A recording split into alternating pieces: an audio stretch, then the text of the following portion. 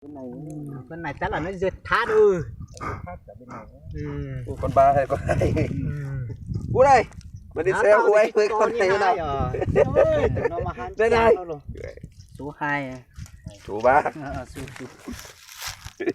Số 3 thật nhỉ. Con này số 3.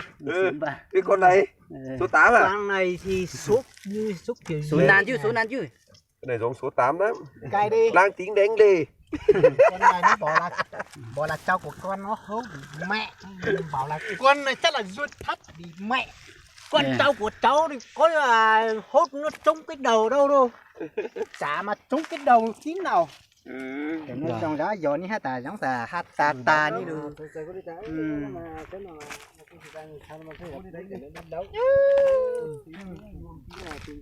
Lão này còn nuôi được cái tư nó nè. Còn nuôi được cái tư nó nè. To thì nó nè. Trong ra thì nó nè. Để nó dầm nắng mày ơi, cho cô chú nhỏ nó. Như còn mình cho cô cha nó phải. Mà mình nuôi nó là tao mà có chép bông hơn này. Nuôi cái gì đó. Đi tao khó chép bông này rồi. Giờ tao mà giờ bông tao mà dạo mới mà chỉ bao thì giờ trâu rồi dỗ chả mà tao thả mà chỉ bao từ nó yên rồi nhìn lượm chả là mình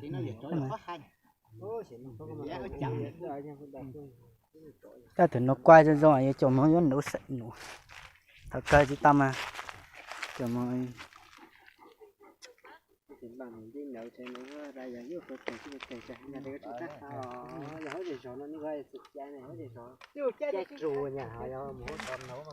con cho mà kiểu gì mà đánh được con số 3 như này. Con này là